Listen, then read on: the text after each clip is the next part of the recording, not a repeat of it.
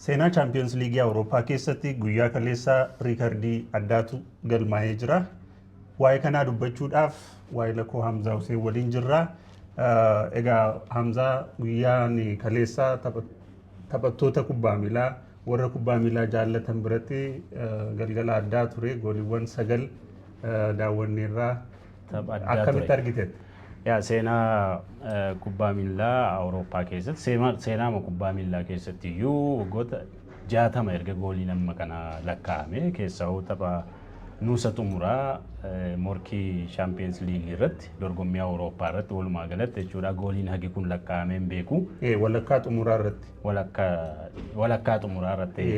Tapha walakkaa xumuraa irratti yookiin tapha walakkaa xumuraaf darbuudhaaf murkii taasifamu irratti goolii namni kun galeen beeku. Egaa isteediyoomii Parc des Princes irratti waan addaa argine kaleessaa kubbaan miilaa maal akka fakkaatu, kubbaan miilaa aartii ta'uu, kubbaan miilaa miira namaa ta'uu, ogummaa ta'uu kaleessa sirriitti kan argine. Morkiin PSG fi Bayern Munich guyyaa kaleessaa Paarisitti gaggeessanii goolii 9 keessummeesse. Akkuma beeknu PSG'n sarara fuulduraa hamaa qabaa. Dembele, Kvaratskhelia, Desire Doué akkasuma immoo Bayern Munich sarara fuulduraa ajaa'ibaa qabaa.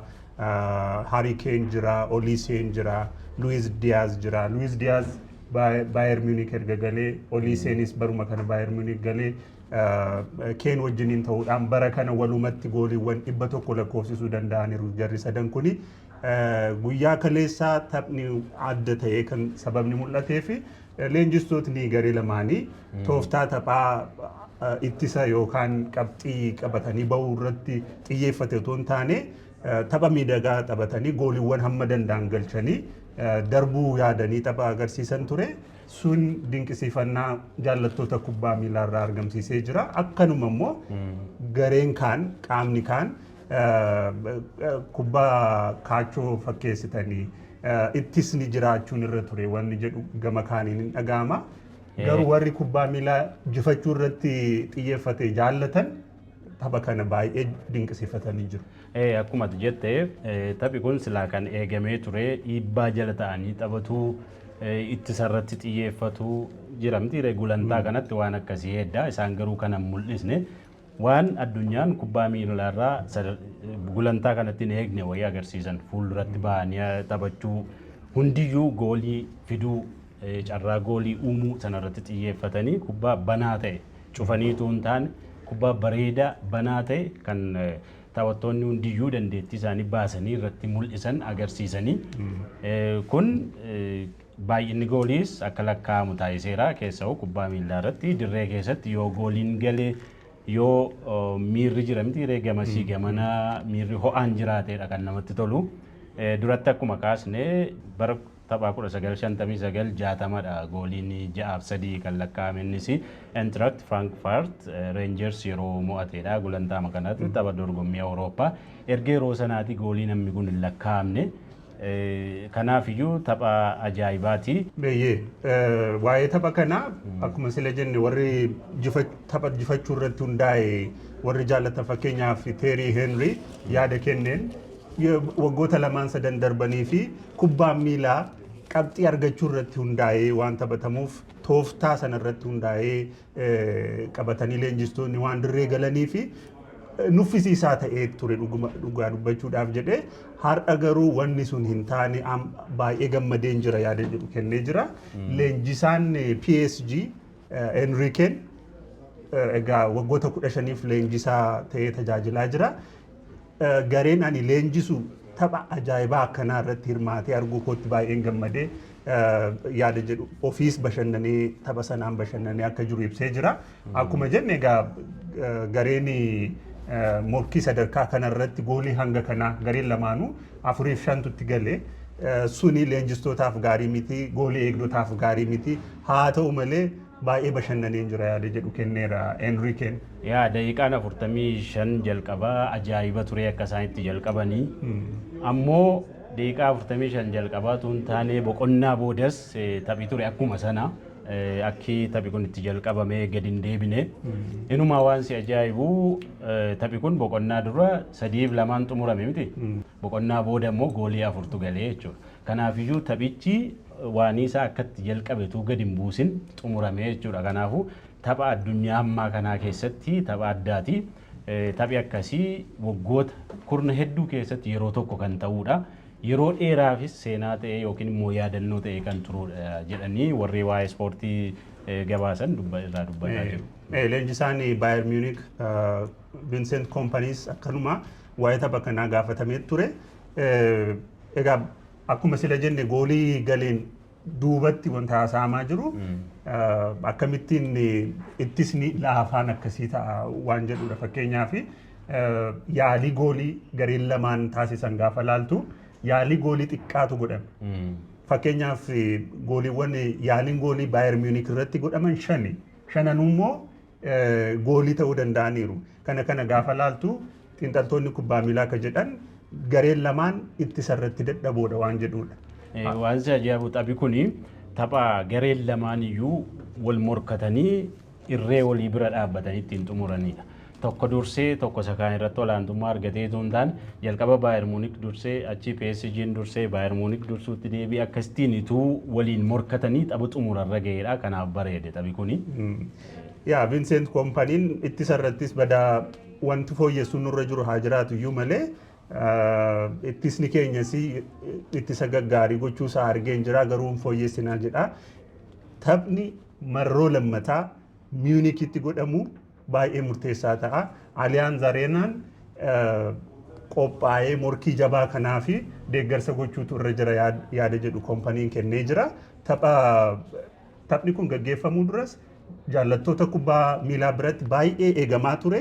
Akkuma eegame entertainmentii guddaa ture. Namni hedduun itti bohaaree jira. Akkuma sila jenne waa'een ittisaa falmisiisaa haa ta'u iyyuu malee akkasuma immoo waa'een tooftaa qabxii argatanii bahu akka gaaffiitti haa ka'u iyyuu malee namni hedduun baay'ee irraa gammadeera tapha kanarraa.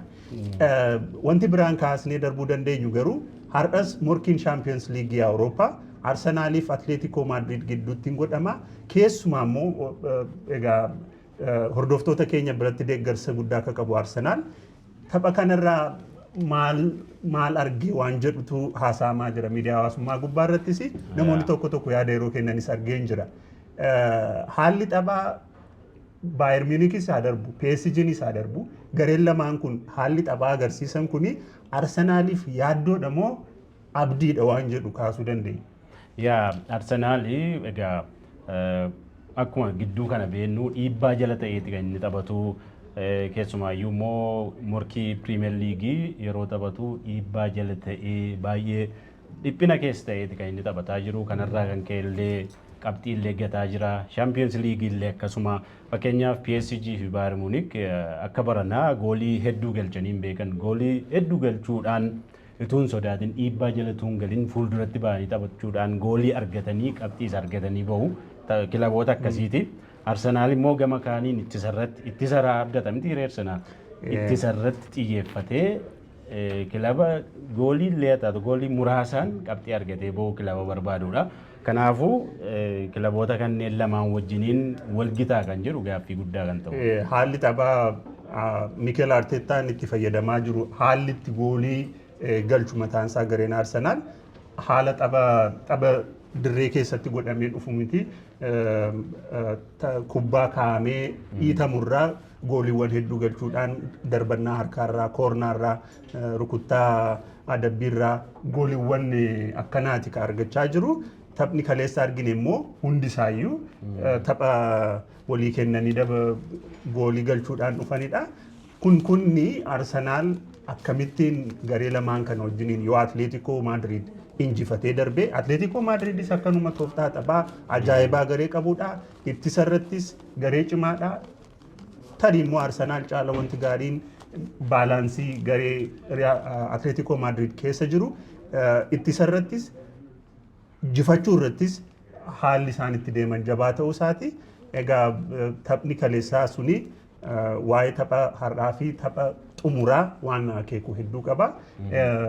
Asumaan gara xumuraatti fiduudhaaf yeroo meeqa wal arganii jiru Atletico Madrid fi Arsenal eenyutu irraa aanuu danda'a? Yaa kilaboonni fakkeenyaaf kan PSG fi Bayern Munich yeroo 17 wal arganii turanii wanti ajaa'ibu lamaan isaaniiyyuu almost waluma qixa wal mo'an jechuu dandeenya. Munich yeroo 9 injifateera, PSG yeroo 8 yeroo tokko qixa ba'anii. Kun tapha marroo lammaffaa torbee dhufu taphatan irrattis illee waan akeeku qaba. Ammas waan walitti siqu akka argatan akeekachuudha seenaa isaan qabanii. Arsenaalii fi Atletico Madrid yeroo 3 walitti dhufanii yeroo tokko wal mo'anii. Inni tokko barana Arsenaal ji'oota dura qabxii goolii 4-0dhaan injifate miti Atletico Madrid. Kan biraa immoo bara 2018 Europa League irratti walitti dhufanii marroo jalqabaa Atletico Madrid fi Arsenal wal qixa ba'anii marroo lammaffaa immoo Atletico Madrid mo'ate. Tokko wal mo'anii tokko immoo qixa ba'an yeroo 3 walitti dhufanii jechuudha. Seenaa akkasii qabu kilaboonni kunneen lamaanii eeyyee hordoftoota keenya. Taphii marroo lammaffaa sitti dhufaa kan Arsenaaliif kan Atletico Madrid har'a jira torbee dhufullee dhufaa tapha ajaa'ibaa argina jennee abdannaa hordofnee simbiraan keenya waan nu hordoftaniif galatooma. Yaada keessan nu qooduu dandeessu bakka koomentii jalatti YouTube keenya subscribe godhaa. Horaa bulaa.